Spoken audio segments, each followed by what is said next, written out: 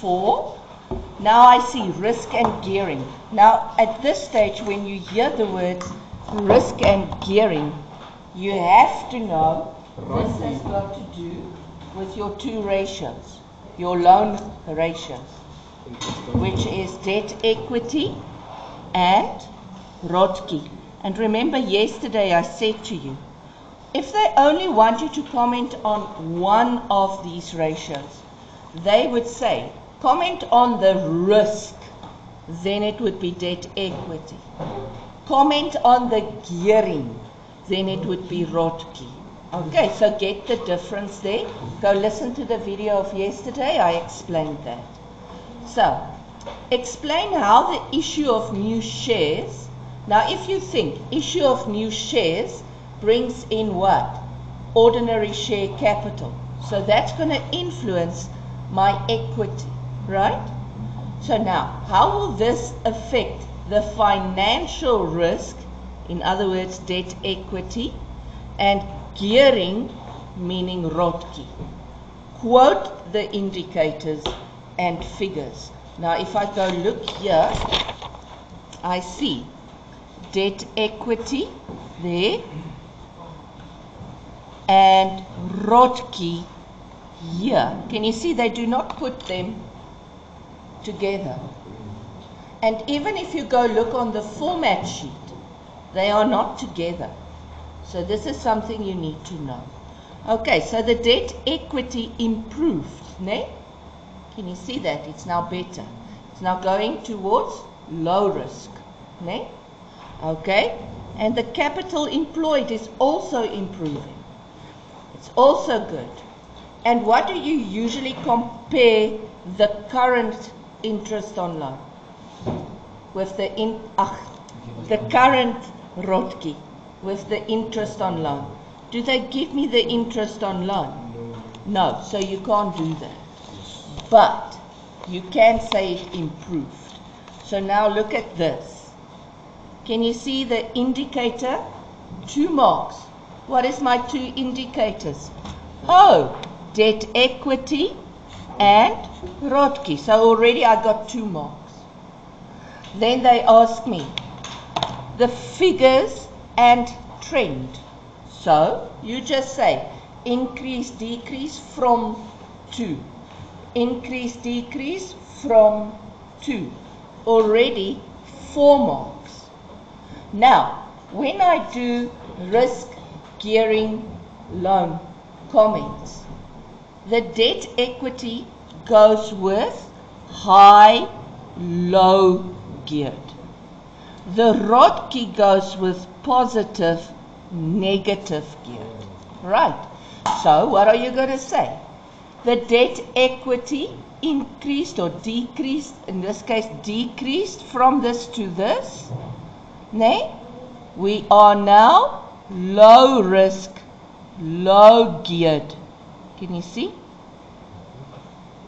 ROTCE increased from this to this.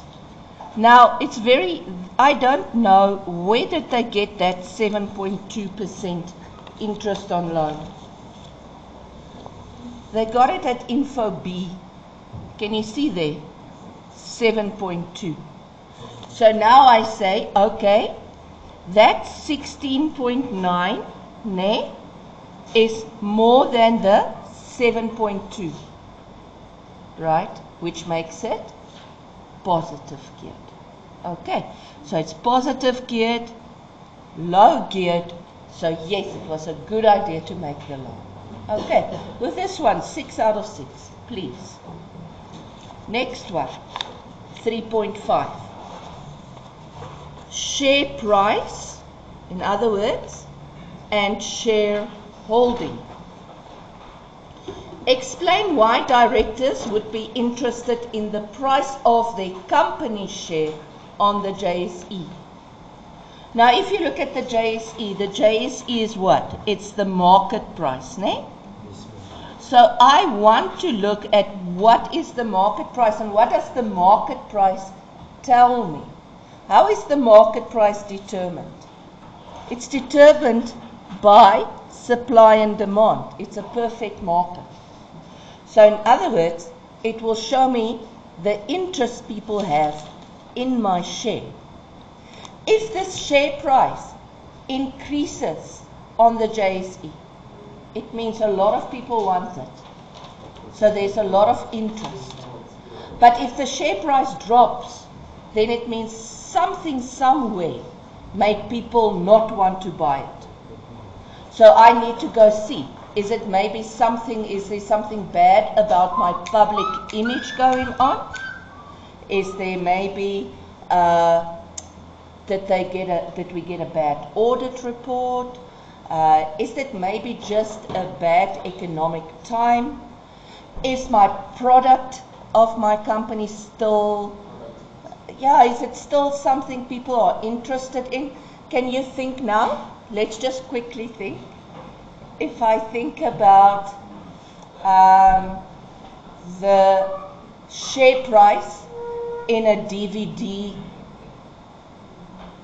business, will obviously go down, and there's nothing wrong with the business, it's just not relevant. But even now, what is this, memory sticks? People don't use memory sticks anymore.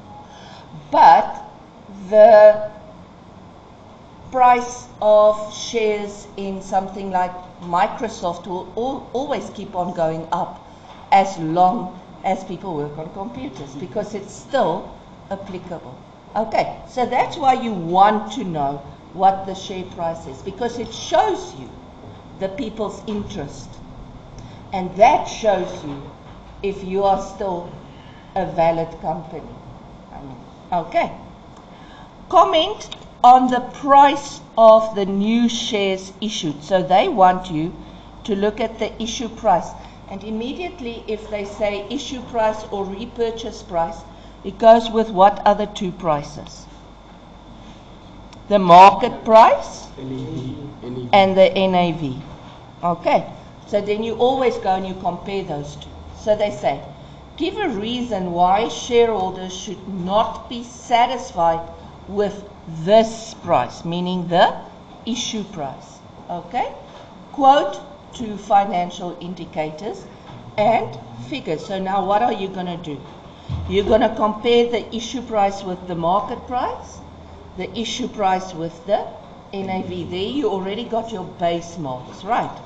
So let's go look. If I look here, can you see what is your issue price? They give it to you here. They say new shares were issued at 17 Rand 50 cents. Can you see that's your issue price? So now let's quickly go look. My market price is 19 Rand 20. See, you must know JSE is market. And where will I find the NAV? Most probably here. The NAV is 1841. Can you see that 1841, this 1920 are both more than the price we asked. So you just say that. You say the issue price of 1750 is lower than the market price of 1920.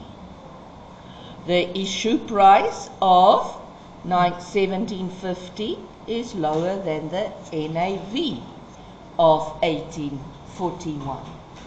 Can you see 4 marks? And comment, it shows that it's lower, so it might be they are actually missing out on money that they could make. Why don't they sell it at least between the NAV and the market price, get a price there, because then it's still lower than what people are willing to pay for it. But it's still more than the current intrinsic value. Why would you go so low? And remember, if they would ask a question about majority shareholding, it could be a thing that they do that so that one of the directors can buy at a lower price so that he can become a majority shareholder. So there might be something fishy there. Okay, let's go to the next one. Next one which is, yeah. A majority shareholder currently owns so many shares in Bootley Limited. He is considering selling some shares next year since he needs money to buy a new car. And remember, you have shares not because you are loyal to the company, but you have shares because you want that shares to make you money. Why do you want them to make money? Because it's an investment. And sometimes you want to do something with your savings. Calculate the maximum number of shares that he will be able to sell without losing his majority status. Assume that all other shares stay unchanged. So now I'm asking you, please keep in mind you've got two methods. It is either 51%, which is actually easy, or 50, or in other words, half plus 1. Okay. Now they say, what do we have? How many shares are in issue? 2.4. So how much does he need? If you think about it, if I do 50%, he needs 1.2001. You see? If I do 51%, I will say 2.4 times 51%, then he needs 1224000, whatever, ne? Is that 1.2?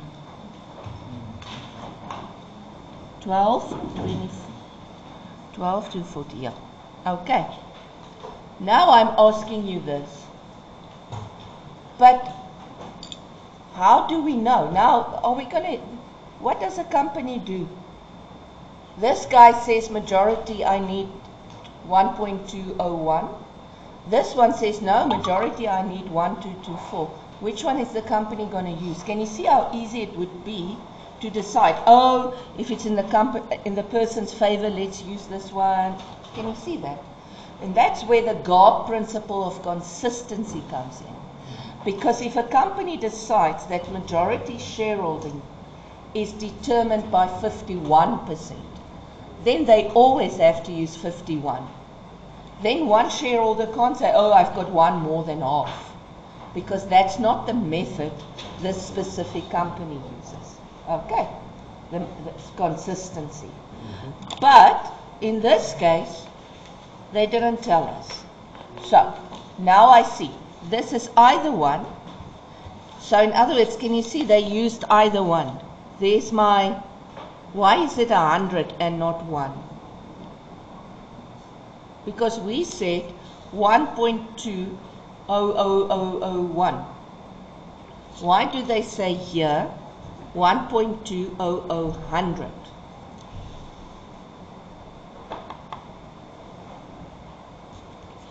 Come, help me. Okay, you're taking too long and I'm recording.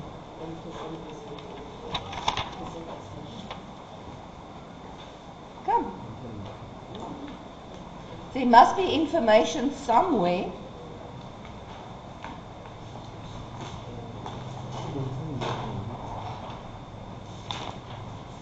So what I'm looking for, that I want you to see, is this.